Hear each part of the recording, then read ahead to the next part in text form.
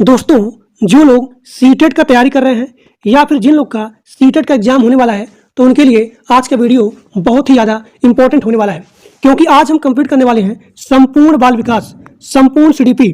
जो लोग नहीं जानते हैं उनको मैं बताना चाहता हूं कि सीटेट एक ऐसा एग्जाम है जहां पे सारे क्वेश्चन प्रीवियस ईयर के आते हैं, तो आज हम कंप्लीट करने वाले हैं संपूर्ण विकास यानी कि संपूर्ण बाल विकास, यानी कि अभी तक जितने क्वेश्चन आए हैं बाल विकास में, उन सभी को आज हम कंप्लीट करने वाले हैं।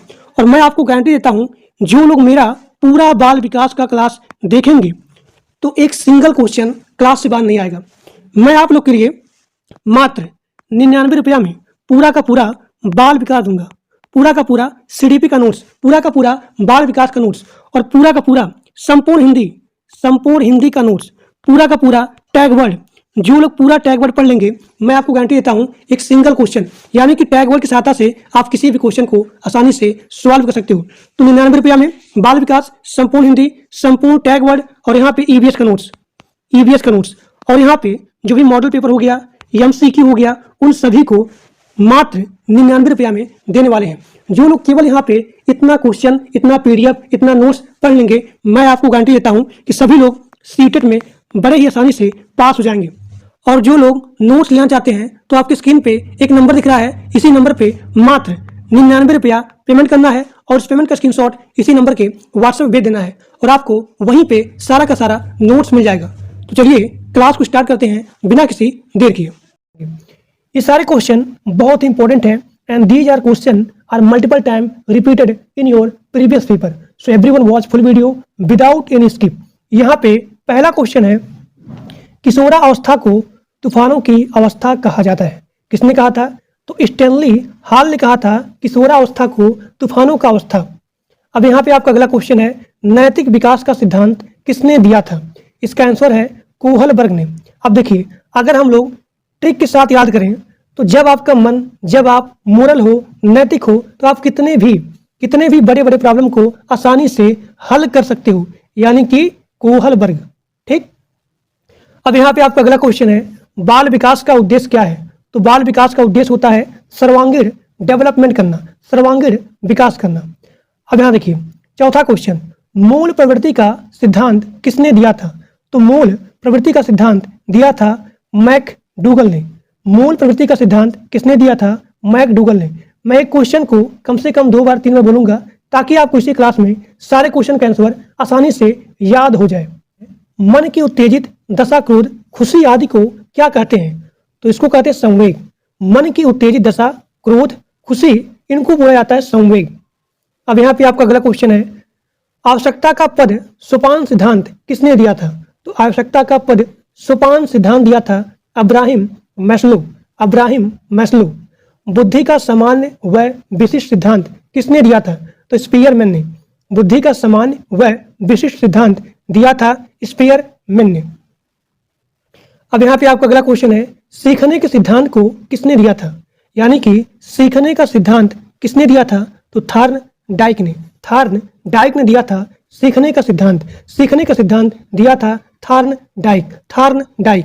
अब यहाँ पे आपका अगला क्वेश्चन है, मानव में अस्थायी परिवर्तन को क्या कहा जाता है?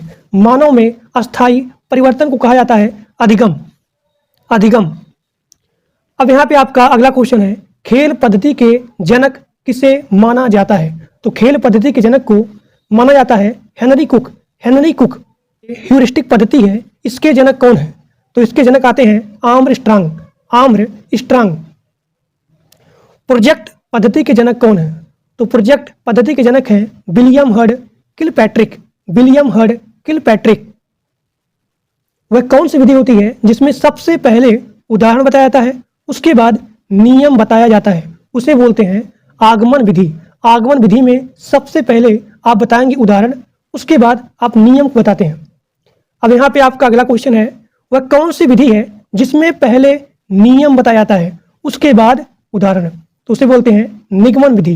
ये दोनों क्वेश्चन बहुत इंपॉर्टेंट है। एक बार फिर से बोलता हूँ, वह कौन सी विधि है जिसमें सबसे पहले उदाहरण उसके बाद नियम? उसे बोलेंगे आगमन। ठीक। और अगर आप इसको उल्टा करोगे, सबसे पहले नियम उसके बाद उदाहरण, उसे बोलेंगे निगमन विधि। निगमन विधि में सबसे पहले नियम आता है, उसके बाद उदाहरण आता है। अब यहाँ पे आपका अगला क्वेश्चन है, क्वेश्चन नंबर 15। देखो, सुनो और समझो। देखो, सुनो और समझो किस विधि पर आधारित है? इसे बोलते हैं प्रदर्शन विधि। एक बार फिर से बोलूंगा, प्रदर्शन विधि में देखो, सुनो और समझना होता है। पहले आप देखेंगे, उसके बाद सुनेंगे और उसके बाद समझेंगे। इसे बोलते हैं प्रदर्शन विधि। प्रदर्शन विधि। अब यहाँ पे आपका अगला क्वेश्चन है, देखो, सुनो और बोलो। देखो, सुनो और बोलो किस विधि पर आधारित है? इसे बोलते हैं प्रयोगात्मक विधि। यहाँ देखिए, इसमें क्या था, देखो, सुनो और समझो, यानी कि देखो, सुनो और समझो। आपको पहले देखना है, सुनना है, उसके बाद समझना है, उसे बोलेंगे प्रदर्शन। लेकिन अगर यहाँ पे पूछा जाए देखो, सुनो और बोलो, यानी कि आप यहाँ पे करेंगे प्रयोगात्मक विधि। देखना है, सुनना है, उसके बाद बोलना है। अब यहाँ पे आपका अगला क्वेश्चन है, किस विधि में शिक्षण सूत्र का प्रयोग होता है? किस विधि में शिक्षण सूत्र का प्रयोग होता है? उसे बोलेंगे आगमन विधि। आगमन विधि में शिक्षण सूत्र का प्रयोग होता है। आगमन विधि किसे कहते हैं बताइए? जो लोग कमेंट में, जो लोग यहाँ पे लाइव देख रहे हैं, वो लोग बताएंगे कि आगमन विधि किसे कहते हैं। आगमन विधि में क्या होता है? अगला क्वेश्चन, करके सीखने। पहले आपको करना है, तब सीखना है, यानी कि आप यहाँ पे प्रैक्टिकल काम कर रहे हो, प्रैक्टिकल काम को करके सीख रहे हो, उसे बोलेंगे प्रयोगशाला विधि। प्रयोगशाला विधि, इसमें आप करके सीखते हो। अब यहाँ पे आपका अगला क्वेश्चन है, किंडरगार्टन विधि, जिसमें कि आपका आता है LKG UKG। तो इसके जनक कौन है? इसके जनक हैं फ्रोबेल। फ्रोबेल। अब यहाँ देखिए, मैं बताता हूँ इसका ट्रिक। किंडरगार्टन, जब आप गार्डन में जाते हो तो आप फ्री में जाते हो, कोई भी पैसा नहीं देते हो। जो बच्चे होते हैं छोटे छोटे, जब वो जाते हैं गार्डन में तो वो जो है कभी भी पैसा नहीं देते हैं, यानी कि आप फ्री हो, आपको फ्री में जा रहे हो। जो बच्चे हैं खुशी के साथ फ्री में जाएंगे, यानी कि फ्री, यानी कि फ्रोबेल। अब यहाँ पे आपका अगला क्वेश्चन है, मॉन्टेसरी शिक्षा प्रणाली के जनक कौन है? तो मॉन्टेसरी शिक्षा प्रणाली के जनक है डॉक्टर मारिया मॉन्टेसरी। अब यहाँ पे आपका अगला क्वेश्चन है, समीपस्थो विकास का सिद्धांत, यानी कि ZPD का सिद्धांत किसने दिया था? तो वाइगोत्स्की ने। वाइगोत्स्की ने। अब यहाँ पे आपका अगला क्वेश्चन है, डाल्टन पद्धति के जनक कौन है? तो डाल्टन पद्धति के जनक हैं कुमारी हेलन पार्कहर्स्ट। अब यहाँ पे आपका अगला क्वेश्चन है, बच्चों में आधारहीन आत्म चेतना अवस्था का संबंध उसके विकास के किस अवस्था से संबंधित है? तो किशोरा अवस्था से संबंधित है। अब यहाँ पे आपका अगला क्वेश्चन है, डिसलेक्सिया किससे संबंधित है? डिसलेक्सिया संबंधित है पढ़ने से। अब यहाँ पे आपका अगला क्वेश्चन है, श्यामपट्ट को शिक्षण साधन सामग्री के किस समूह में अंतर्मुक्त किया जा सकता है? तो श्यामपट्ट को शिक्षण साधन सामग्री के दृश्य साधन में अंतर्मुक्त किया जा सकता है। अब यहाँ पे आपका अगला क्वेश्चन है, व्यक्तित्व एवं बुद्धि में वंशानुक्रम क्या होती है? तो नाम मात्र की भूमिका होती है। श्यामपट्ट पर लिखते समय सबसे महत्वपूर्ण क्या है? अच्छी लिखावट। अच्छी लिखावट। अगला क्वेश्चन, बुद्धि का तरल मोजेक मॉडल किसने दिया था? बुद्धि का तरल मोजेक मॉडल दिया था कैटल ने। अगला क्वेश्चन, वाइगोत्स्की ने बालकों के विकास के लिए कौन सा सिद्धांत दिया था? एक बार क्वेश्चन आया था कि वाइगोत्स्की ने बालकों के विकास के लिए कौन सा सिद्धांत दिया था? तो उसमें जो है सामाजिक सांस्कृतिक सिद्धांत, ये वाला ऑप्शन नहीं था, उसमें था संज्ञानात्मक विकास। अब बहुत लोग यहाँ पे डाउट हो गए कि ये क्वेश्चन जो है इसने गलत बताया है, जबकि प्रीवियस पेपर का था उसमें ऑप्शन था केवल संज्ञानात्मक विकास, उसमें सामाजिक सांस्कृतिक सिद्धांत ये जो है ऑप्शन नहीं था। तो बहुत लोग यहाँ पे गलत ऑप्शन टिक करके आए थे। देखिए, इसका जो भी सही आंसर होगा वो होगा सामाजिक सांस्कृतिक सिद्धांत। लेकिन सामाजिक सांस्कृतिक सिद्धांत से क्या होगा? इसी के अनुसार जो है आपका मानसिक विकास होता है। यानी कि जो इन्होंने सिद्धांत दिया था वो दिया था सोशियो कल्चर थ्योरी, यानी कि सामाजिक सांस्कृतिक सिद्धांत। इसमें क्या होता है? संज्ञानात्मक यानी कि मानसिक विकास होता है, जिसके फलस्वरूप सामाजिक अंतःक्रियाओं सांस्कृतिक एवं भाषा के माध्यम से होता है। तो इन्होंने दिया था सामाजिक सांस्कृतिक सिद्धांत। अगला क्वेश्चन आपका है, वाइगोत्स्की ने संज्ञानात्मक विकास का सिद्धांत और किस नाम से जाना जाता है? तो वाइगोत्स्की का जो भी यहाँ पे संज्ञानात्मक विकास है वो जाना जाता है सामाजिक सांस्कृतिक सिद्धांत के नाम से। अब यहाँ पे आपका अगला क्वेश्चन है, संज्ञानात्मक विकास का सिद्धांत कितने विद्वानों ने दिया था? तो संज्ञानात्मक विकास 3 विद्वानों ने दिया था। पहला आपका है जीन पियाजे, दूसरा आपका है ब्रूनर और तीसरा है वाइगोत्स्की। ठीक, एक बार फिर से बोलता हूं, संज्ञानात्मक यानी कि मानसिक विकास का सिद्धांत कितने विद्वानों ने दिया था? तो इसका आंसर होगा 3 विद्वानों ने दिया था, जिसका नाम है पहला जीन पियाजे, दूसरा है ब्रूनर और यहाँ पे तीसरा है वाइगोत्स्की। अगला क्वेश्चन, वाइगोत्स्की के अनुसार बालकों का संज्ञानात्मक विकास किसके द्वारा संभव है? तो अधिगम के द्वारा। अब यहाँ देखिए, अधिगम का मतलब क्या होता है? अधिगम का मतलब होता है सीखना। अपनी चारों तरफ जो आप देख करके सीखते हो, या फिर अपने समाज में, या फिर अपनी चारों तरफ देख करके जो भी यहाँ पे आप अपने अंदर ग्रहण करते हो, उसे बोलते हैं अधिगम, यानी कि सीखना, लर्न करना। तो इसका आंसर हो जाएगा अधिगम। अब यहाँ पे आपका अगला क्वेश्चन है, बालक का सामाजिकरण कब प्रारंभ होता है? तो बालक का सामाजिकरण प्रारंभ होता है 0 से 5 वर्ष की अवस्था में। इसे बोलते हैं शैशव अवस्था। अब देखिए, अब यहाँ पे आपका अगला क्वेश्चन है, सामाजिकरण में बालक सबसे पहले किसको पहचानता है? इसका आंसर हो जाएगा अपनी माँ को। अगला क्वेश्चन, बालक का सामाजिकरण कब पूर्ण होता है? इसका आंसर हो जाएगा किशोरावस्था में। बालक के गिरोह की अवस्था कौन सी कहलाती है? बाल्यावस्था। अब यहाँ पे आपका अगला क्वेश्चन है, बालक में नकारात्मक सोच कौन सी अवस्था में उत्पन्न होता है? तो नकारात्मक सोच होता है उत्पन्न किशोरावस्था में। अगला क्वेश्चन, सामाजिक अधिगम का सिद्धांत किसने दिया था? सामाजिक अधिगम का सिद्धांत दिया था अल्बर्ट बंडूरा ने। अगला क्वेश्चन, स्कीमा सिद्धांत के जनक कौन है? स्कीमा सिद्धांत के जनक हैं जीन पियाजे। कोलहर किस संप्रदाय के समर्थक थे?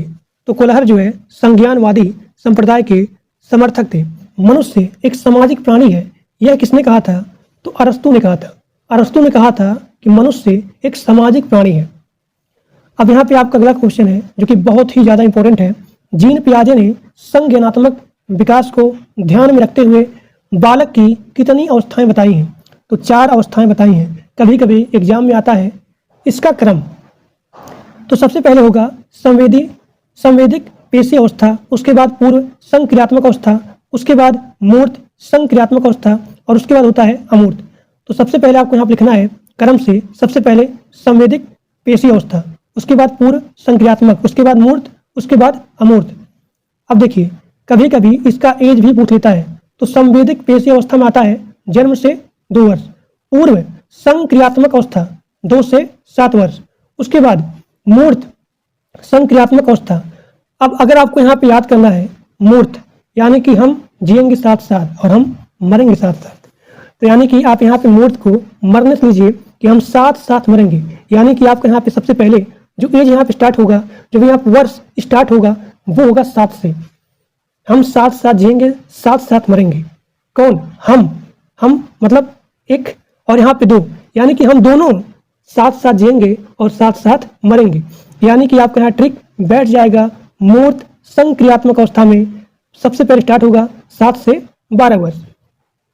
अब देखिए, उसके बाद आता है अमूर्त यानी कि 12 से 15 वर्ष। अब यहाँ पे आपका अगला क्वेश्चन है, बालक में चिंतन का प्रारंभ किस अवस्था में होता है? किस अवस्था में प्रारंभ होता है? तो 2 से 7 वर्ष में, 2 से 7 वर्ष में। अगला क्वेश्चन, जीन पियाजे के अनुसार समायोजन की अवस्था किसे कहा जाता है? तो जीन पियाजे के अनुसार समायोजन की अवस्था बोलते हैं संवेदी गत्यात्मक अवस्था। ये ठीक। अब यहाँ पे आपका अगला क्वेश्चन है, जीन पियाजे के अनुसार विकास की किस अवस्था को मुख्य परिवर्तन बिंदु कहा जाता है? इसका आंसर होगा ठोस संक्रियात्मक अवस्था। एक बार फिर से बोलता हूँ, जीन पियाजे के अनुसार विकास की किस अवस्था को मुख्य परिवर्तन बिंदु कहा जाता है? तो ठोस संक्रियात्मक अवस्था। अगला क्वेश्चन, गिलफोर्ड ने सृजनशील प्रक्रिया के कितने चरण बताए हैं? गिलफोर्ड ने सृजनशील प्रक्रिया के कितने चरण बताए हैं? तो 5 चरण बताए हैं। सबसे पहले आपका है संज्ञान, स्मृति, अपसारी चिंतन, अभिसारी चिंतन, उसके बाद मूल्यांकन। एक बार फिर से देखिए, गिलफोर्ड ने सृजनशील प्रक्रिया के 5 चरण बताए हैं। सबसे पहले आपका है संज्ञान, स्मृति, अपसारी, अभिसारी, उसके बाद मूल्यांकन। अगला क्वेश्चन, वह कौन सी अवस्था है जब बच्चा तार्किक रूप से वस्तुओं व घटनाओं के विषय में चिंतन प्रारंभ करता है? उसे बोलते हैं मूर्त संक्रियात्मक अवस्था, जिसकी यहाँ पे टाइम होता है 7 से लेकर के 11 वर्ष। अब यहाँ पे आपका अगला क्वेश्चन है, वह कौन सी जगह है जहां बच्चे के संज्ञानात्मक विकास को सबसे बेहतर तरीके से परिभाषित किया जा सकता है? वो है विद्यालय एवं कक्षा में। अब यहाँ पे आपका अगला क्वेश्चन है, बच्चे दुनिया के बारे में अपनी समझ का सृजन करते हैं, इसका श्रेय किस विद्वान को जाता है? इसका आंसर होगा जीन पियाजे को। जीन पियाजे को।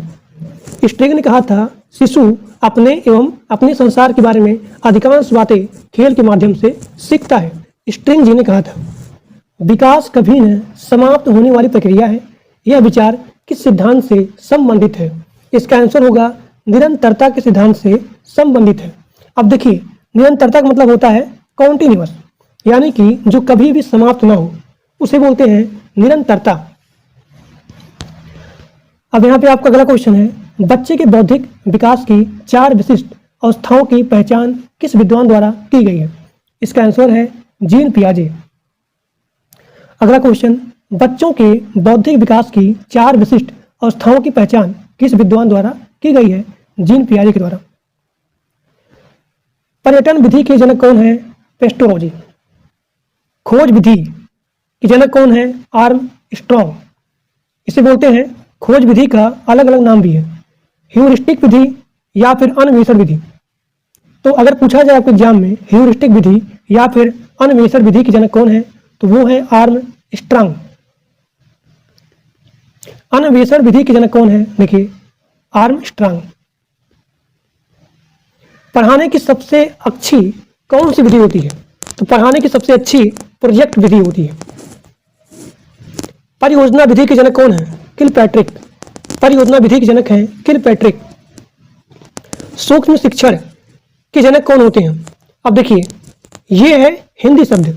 अगर पूछा जाए इसका अंग्रेजी शब्द कि माइक्रो टीचिंग के जनक कौन है, तो इसका आंसर हो जाएगा D.W. एलन। D.W. एलन। इकाई उपागम के जनक कौन है? तो मॉरिसन। इकाई उपागम के जनक है मॉरिसन, मॉरिसन। जन्म के समय बालक में कितनी हड्डियां होती हैं? 270। स्वयं की भावना तथा संवेगों को नियंत्रित करने से संबंधित बुद्धि को क्या कहा जाता है? भाषाई बुद्धि। भाषाई बुद्धि। बिना साइमन परीक्षण द्वारा किसका मापन किया जा सकता है? उसका आंसर होगा सामान्य बुद्धि का। बिना साइमन परीक्षण द्वारा किसका मापन किया जा सकता है? उसका आंसर होगा सामान्य बुद्धि का। अब यहाँ पे आपका अगला क्वेश्चन है, मानसिक आयु के प्रत्यय का सर्वप्रथम प्रयोग किस विद्वान द्वारा किया गया? इसका आंसर होगा बीने साइमन। बीने साइमन। एक बार फिर से बोलता हूँ, मानसिक आयु के प्रत्यय का सर्वप्रथम प्रयोग किस विद्वान ने किया था? तो बीने साइमन। जिस भी बच्चे का IQ लेवल 140 से अधिक है, उसे हम रखेंगे प्रतिभाशाली श्रेणी में। अगला क्वेश्चन, सृजनशीलता मौलिक परिणामों को अभिव्यक्त करने की मानसिक क्रिया है। यह कथन किसका है? तो क्रो एंड क्रो का। क्रो एंड क्रो का। एक बार फिर से बोलता हूँ, सृजनशीलता मौलिक परिणामों को अभिव्यक्त करने की मानसिक प्रक्रिया है। यह कथन है क्रो एंड क्रो का। लिखावट से संबंधित लिखने की योग्यता में कमी किसका एक लक्षण है? तो डिसग्राफिया का। डिसग्राफिया का। एक बार फिर से बोलता हूँ, लिखावट से संबंधित लिखने की योग्यता, अगर यहाँ पूछा जाए लिखने की योग्यता, तो उसे बोलेंगे डिसग्राफिया। अगर पूछा जाए शब्दों के अक्षरों में क्रम को पढ़ने में कठिनाइयों का अनुभव करना, या फिर अगर यहाँ पूछा जाए माइंड से रिलेटेड यानी कि स्मृति से रिलेटेड, तो ये आपका आएगा डिसलेक्सिया से। अगर पूछा जाए लिखावट के बारे में, लिखावट में कमी आना यानी कि लिखावट से संबंधित लिखने की योग्यता में कमी आना, तो वो आपका होगा डिसग्राफिया। अगर यहाँ पे पढ़ने में दिक्कत आती है, तो ये आपका हो गया डिसलेक्सिया। तो डिस्थीमिया में गंभीर तनाव की अवस्था होती है। गंभीर तनाव की अवस्था होती है। अगला क्वेश्चन, गणित को समझने की आवश्यकता उसे क्या बोलते हैं? डिसकैलकुलिया। अब यहाँ पे आपका ट्रिक होगा, गणित में आप क्या करते हैं? कैलकुलेट करते हैं, तो आपका यहाँ होगा कैलकुलिया, कैलकुलिया, डिसकैलकुलिया, डिसकैलकुलिया। डिसकैलकुलिया में क्या होता है? गणित को समझने में यहाँ भी प्रॉब्लम होती है, तो उसे बोलते हैं डिसकैलकुलिया। डिसग्राफिया में क्या होता है? डिसग्राफिया में मैंने आपको बताया, इसमें लिखने में प्रॉब्लम आती है। ठीक। डिसलेक्सिया किससे संबंधित है? तो पठन विकार से, यानी कि पढ़ने में प्रॉब्लम आती है, उसे बोलते हैं डिसलेक्सिया। और अगर मैं आपसे पूछूं गंभीर तनाव की अवस्था, उसे क्या बोलेंगे? बताइए। अगला क्वेश्चन, निम्नलिखित में से मौखिक रूप से सीखने की कमी, यानी कि अगर आपको मैं मौखिक रूप समझाऊं और अगर आपको उसमें प्रॉब्लम आती है, उसे बोलते हैं अफेजिया। तो निम्नलिखित में से, यहाँ पे बहुत सारे ऑप्शन दिए गए थे, उसे पूछा गया था कि निम्नलिखित में से मौखिक रूप से सीखने में असक्षमता कौन सी है? उसे बोलते हैं अफेजिया। क्षेत्र सिद्धांत का जनक किसे कहा जाता है? आपका आंसर होगा कर्ट लेविन। कर्ट लेविन किस विचारधारा से प्रभावित थे? तो कर्ट लेविन गेस्टाल्टवादी विचारधारा से संबंधित थे। एक बार फिर से देखिए, अगर पूछा जाए कि क्षेत्र सिद्धांत का जनक कर्ट लेविन, अब यहाँ पे पूछा गया है जो कि बहुत इंपॉर्टेंट है कि कर्ट लेविन किस विचारधारा से संबंधित थे? तो गेस्टाल्टवादी विचारधारा से संबंधित थे। कर्ट लेविन किस विचारधारा के समर्थक थे? तो संज्ञानवादी। अब यहाँ पे आपका अगला क्वेश्चन है, कर्ट लेविन के क्षेत्र सिद्धांत में क्षेत्र का अर्थ क्या है? तो जीवन में विभिन्न क्षेत्रों से, आपकी लाइफ से, आपके जीवन के विभिन्न क्षेत्रों से। अधिगम का श्रेणी क्रम सिद्धांत किसने दिया था? तो अधिगम यानी कि लर्निंग प्रोसेस, जो भी यहाँ श्रेणी है, इसका क्रम सिद्धांत दिया था रॉबर्ट गेने ने। अगला क्वेश्चन, रॉबर्ट गेने किस विचारधारा के समर्थक थे? तो संज्ञानवादी। अब देखिए, अगला क्वेश्चन है, रॉबर्ट गेने के अनुसार अधिगम का सबसे निम्न स्तर कौन सा है? अब यहाँ पे सभी लोग याद करिए, इसका जो भी क्रम है, सबसे पहला क्रम आता है संकेत, उसके बाद उद्दीपन, उसके बाद श्रृंखला, उसके बाद शाब्दिक, उसके बाद निवेदी, उसके बाद प्रत्यय, उसके बाद अधिनियम या फिर सिद्धांत अधिगम, उसके बाद होता है समस्या समाधान। तो जब आप पूरा सीख जाओगे, इसका ट्रिक होता है क्या? जब आप ये पूरा सीख जाओगे, उसके बाद तभी आप यहाँ सभी समस्याओं को सॉल्व कर सकते हो। तो आपसे यहाँ पे क्वेश्चन पूछा गया था कि रॉबर्ट गेन के अनुसार अधिगम यानी कि सीखने का सबसे निम्न स्तर कौन सा है? तो संकेत अधिगम, यानी कि आप यहाँ पे संकेत के द्वारा सिखाते हो, तो वो आपका होता है संकेत अधिगम। अगला क्वेश्चन, रॉबर्ट गेन के अनुसार अधिगम का सबसे उच्च स्तर क्या है? देखिए, सबसे उच्च, तो सबसे उच्च यहाँ पे क्या था? समस्या समाधान अधिगम, समस्या समाधान अधिगम। ठीक, तो इसका आंसर हो गया ये। सुल्तान नाम के चिंपांजी पर किस वैज्ञानिक ने प्रयोग किया था? तो कोहलर जी ने किया था। चूहे पर किस वैज्ञानिक ने प्रयोग किया था? स्किनर ने। बुद्धि का प्रदर्श नमूना यानी कि सैंपल सिद्धांत किसने दिया था? थॉमसन ने। बुद्धि को मापने के लिए मानसिक आयु सम प्रत्यय किस विद्वान ने दिया था? तो अल्फ्रेड बीने ने। कब दिया था? 1905 में। एक बार फिर से देखिए, बुद्धि को मापने के लिए मानसिक आयु सम प्रत्यय किस विद्वान दिया था? तो अल्फ्रेड बीने ने दिया था 1905 में। अगला क्वेश्चन, अल्फ्रेड बीने ने बुद्धि को कितने भागों में बांटा है? तो अल्फ्रेड बीने ने बुद्धि को 3 भागों में बांटा है। पहला, इसका आंसर होगा मंद बुद्धि, दूसरा होगा कुशाग्र बुद्धि और तीसरा होगा औसत बुद्धि। तो अल्फ्रेड बीने ने बुद्धि को 3 भागों में बांटा है। पहला आपका होगा मंद बुद्धि, दूसरा आपका होगा कुशाग्र बुद्धि, तीसरा आपका होगा औसत बुद्धि। भाटिया परीक्षण संबंध किससे है? तो भाटिया परीक्षण संबंध है बुद्धि को नापने से। एक बार फिर से बोलता हूं क्योंकि क्वेश्चन बहुत इंपॉर्टेंट है, पूछा गया था multiple time. These are question are multiple time repeated in your previous paper कि भाटिया परीक्षण किससे संबंधित है? तो भाटिया परीक्षण बुद्धि को नापने से संबंधित है। अब यहाँ पे आपका अगला क्वेश्चन है, वेस्लर परीक्षण का संबंध किससे है? तो वेस्लर परीक्षण का संबंध है बुद्धि को नापने से। अष्टन के सूत्र में संशोधन किसने किया? अष्टन के सूत्र में संशोधन किया था टर्मन ने। एक बार फिर से बोलता हूं, टर्मन जी ने अष्टन के सूत्र में संशोधन करने का काम किया था। अगला क्वेश्चन, बुद्धि को मापने के लिए पहली मनोवैज्ञानिक प्रयोगशाला कहाँ बनाई गई है? तो जर्मनी में। कब?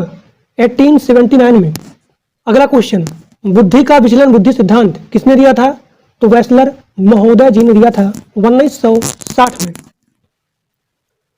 अंधों की लिपि के जनक कौन है? तो अंधों की लिपि के जनक हैं लुई ब्रेल। Louis Braille. अगला क्वेश्चन, एलकेजी व यूकेजी, इसका जो है जब यहाँ पद्धति है एलकेजी से यूकेजी, तो इस पद्धति के जनक कौन है? फ्रोबेल। फ्रोबेल। नर्सरी पद्धति के जनक कौन है? तो नर्सरी पद्धति के जनक है मारिया मानकेसरी। भूल एवं प्रयत्न सिद्धांत किसने दिया था? तो थार्न डाइक जी ने दिया था। भूल एवं प्रयत्न सिद्धांत दिया था थार्न डाइक जी ने। अगला क्वेश्चन, अनुकूलित अनुक्रिया या फिर क्लासिकी अनुबंधक सिद्धांत किसने दिया था? तो पाओ लाओ जी ने दिया था। पाओ लाओ। और मैं अगर इसका जो है ट्रिक बताऊं कि अनुकूलित अनुक्रिया या फिर क्लास, जब आपको बहुत ही ज्यादा लव हो जाता है, प्यार हो जाता है, तो आप पूरा यहाँ पे क्या होते हैं, अपने जो भी यहाँ पे सपोज के यहाँ प्रेमिका है वो आपकी लगाती है क्लास, और आप वहाँ पे पूरा कूल नहीं रहते हो, अनुकूल रहते हो। तो अगर यहाँ पूछा जाए कि अनुकूलित अनुक्रिया या फिर क्लास इसकी अनुबंधक सिद्धांत किसने दिया था? तो लाओ यानी कि पाओलाओ। क्रिया प्रसूत अनुबंध सिद्धांत किसने दिया था? तो स्किनर जी ने दिया था क्रिया प्रसूत अनुबंध सिद्धांत।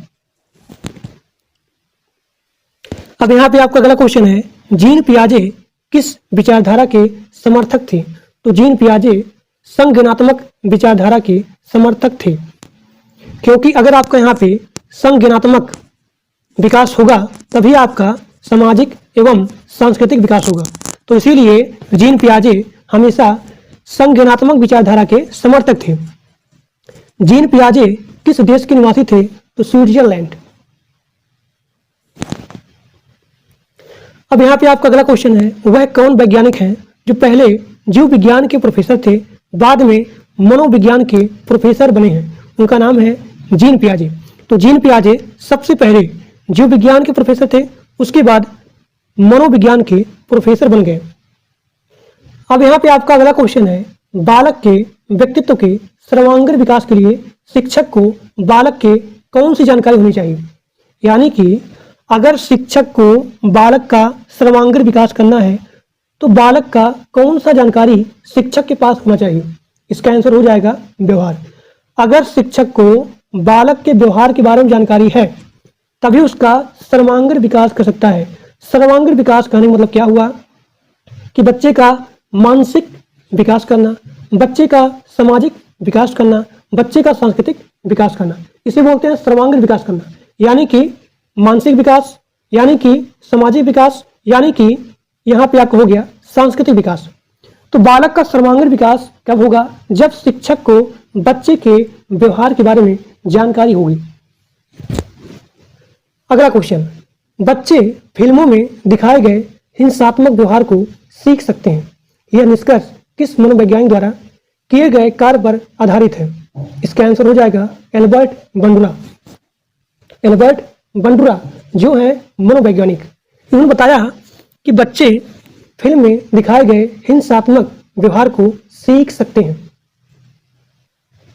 समाजीकरण का अर्थ क्या होता है? समाजीकरण का अर्थ होता है समाज में समायोजित होना, समाज में घुल मिल जाना, समाज में समायोजित होना, उसे कहते हैं समाजीकरण। सबसे अधिक गहन और जटिल समाजीकरण कौन सी अवस्था होती है? सबसे अधिक गहन और जटिल समाजीकरण कौन सी अवस्था होती है? उसे बोलते हैं किशोरावस्था के दौरान। किशोरावस्था के दौरान शिशु में सबसे अधिक गहन और जटिल समाजीकरण होती है। अपनी कक्षा के बच्चों में समाजीकरण की प्रक्रिया को तेज करने के लिए शिक्षक को अपना बर्ताव कौन सा रखना चाहिए? तो प्रेम भाव से, स्नेह एवं सहानुभूतिपूर्ण। अगला क्वेश्चन, समाजीकरण की प्रक्रिया में अनुकरण को उपयोगी तथा विकासात्मक बनाने के लिए आवश्यक तत्व कौन सा है? तो परिवार एवं पड़ोस। कोहल वर्ग के अनुसार सही और गलत, कोहल वर्ग के अनुसार सही और गलत के प्रश्नों के बारे में निर्णय लेने में शामिल चिंतन प्रक्रिया को कहा जाता है नैतिक तर्कणा। पियाजे के अनुसार संज्ञानात्मक विकास के लिए किस चरण पर बच्चा वस्तु अस्थायित्व को प्रदर्शित करता है? इसका आंसर हो जाएगा मूर्त संक्रियात्मक अवस्था। वह स्तर जिसमें बच्चा किसी वस्तु एवं घटना के बारे में तार्किक रूप से सोचना शुरू करता है उसे बोलते हैं पूर्व क्रियात्मक अवस्था। अधिगम कितने प्रकार के होते हैं? अधिगम अंतरण कितने प्रकार के होते हैं? तो पहला आपका हो गया धनात्मक, शून्यात्मक और तीसरा आपका है ऋणात्मक, यानी कि प्लस, जीरो और यहाँ पे ऋण। तो अधिगम अंतरण 3 प्रकार के होते हैं, धनात्मक, शून्यात्मक और यहाँ पे ऋणात्मक।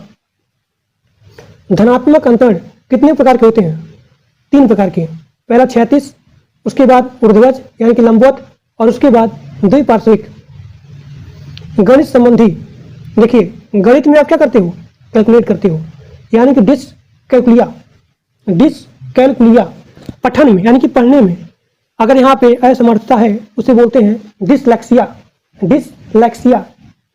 लिखने में अब यहाँ देखिए बहुत सारे लोगों का डाउट होता है पढ़ने में लिखने में क्या होता है, कौन सा विकार होता है? तो पढ़ने संबंधी में डिसलेक्सिया और यहाँ पे लिखने में तो आप यहाँ ट्रिक देखिए, यहाँ लास्ट में ग्राफ, यानी कि अगर आप आपका ग्राफ होगा, जैसे कि अगर मुझे लिखना है रे, तो अगर मैं इसको अच्छे से हमें ग्राफ करने आता है तो मैं सही से लिख लूँगा। तो जहाँ भी लिखने हैं यानी कि तुरंत आप यहाँ अपने माइंड में नोट करिए ग्राफ, यानी कि डिसग्राफिया। और अगर यहाँ पढ़ने में तो यहाँ पे लेक्सिया। लैक मतलब कमी है, किसमें कमी है? पढ़ने में, तो dyslexia. So the are trick for learn पढ़ने एंड लिखने। अब यहाँ देखिए, अगर यहाँ पूछा जाए कि लिखना, पढ़ना और बोलना संबंधित विकारों को क्या कहा जाता है? तो डिसप्रैक्सिया। अब यहाँ देखिए, अगर आप सही से प्रैक्टिस नहीं करोगे तो ना ही आप लिख पाओगे, ना ही आप पढ़ पाओगे और ना ही आप बोल पाओगे। तो आपको हो गया डिसप्रैक्सिया। अगला क्वेश्चन, मनोसामाजिक विकास का सिद्धांत किसने दिया था? तो इरिक्सन ने। समायोजन की अवस्था कौन सी अवस्था होती है? शैशवावस्था। समायोजन की अवस्था कौन सी अवस्था होती है? शैशवावस्था। जब बच्चे यहाँ पे शैशवावस्था होते हैं तो सभी के पास यहाँ पे समायोजित हो जाते हैं, तो समायोजन की अवस्था शैशवावस्था में होती है। औपचारिक शिक्षा प्रारंभ होने की उम्र कितनी होती है? 6 वर्ष। औपचारिक शिक्षा किसे कहते हैं?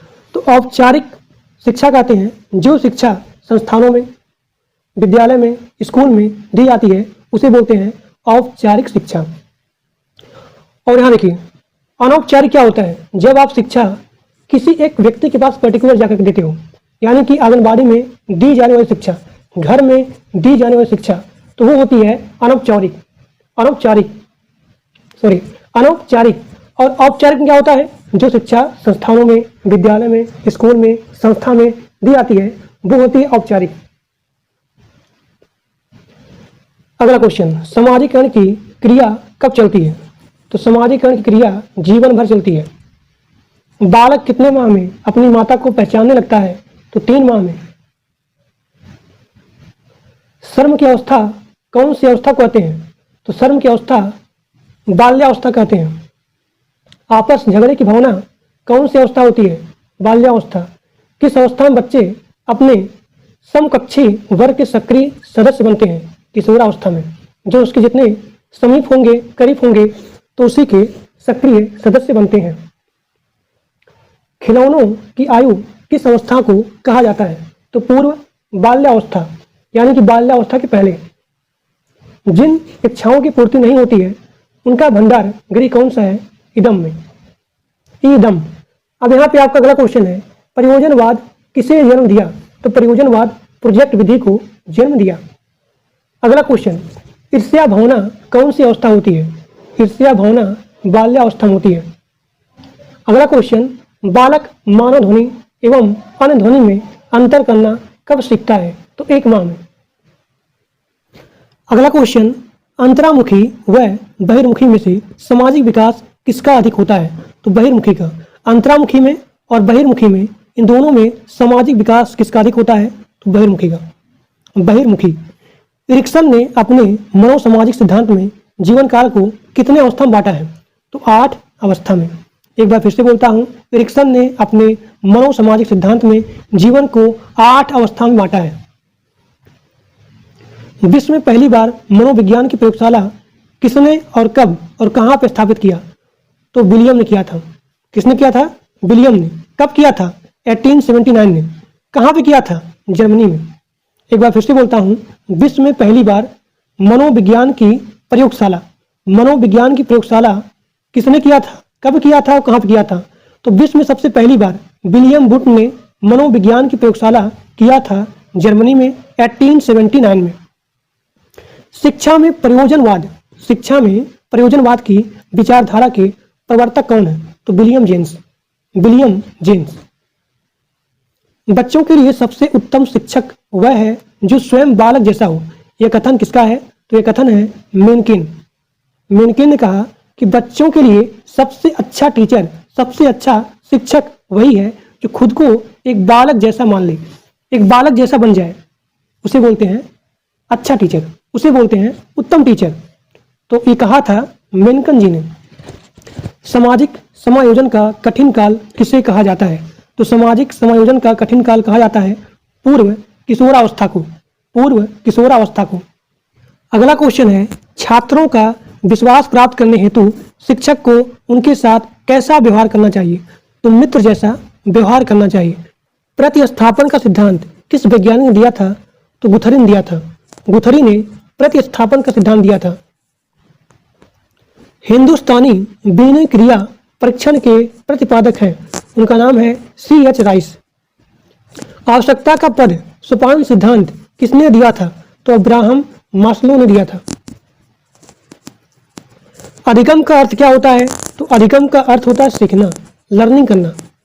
अधिगम से क्या तात्पर्य है? तो मानव व्यवहार में होने वाली अस्थायी परिवर्तन ही अधिगम कहलाती है। यानी कि अपने चारों तरफ से या फिर सीखने से या फिर अपने अंदर ग्रहण करने से आपके अंदर जो परिवर्तन होता है उसे बोलते हैं अधिगम। तो अधिगम का मतलब होता है सीखना, लर्निंग करना। तो मानव व्यवहार में होने वाली अस्थायी परिवर्तन को ही अधिगम कहा जाता है। अधिगम पूर्ण कब होगा? तो मानव व्यवहार में अस्थायी परिवर्तन हो जाए तब यहाँ पे अधिगम पूर्ण हो जाएगा। संज्ञान किसे कहते हैं? किसी ज्ञान को ग्रहण करना ही संज्ञान होता है। किसी ज्ञान को ग्रहण करना ही संज्ञान होता है।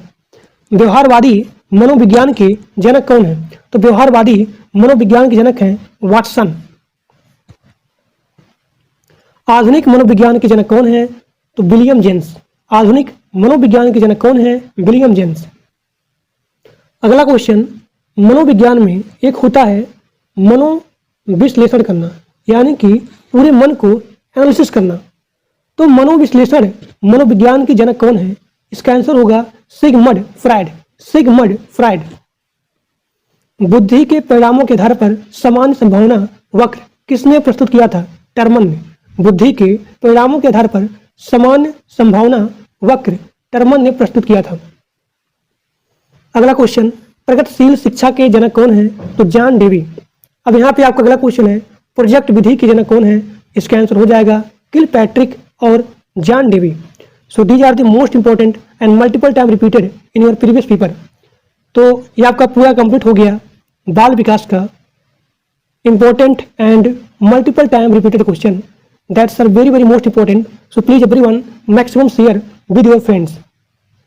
और जो लोग मेरे व्हाट्सएप ग्रुप में और टेलीग्राम ग्रुप में नहीं ज्वाइन हो, सभी लोग जाकर के ग्रुप को ज्वाइन कर लीजिए। तो आज के लिए बस इतना ही। Thank you.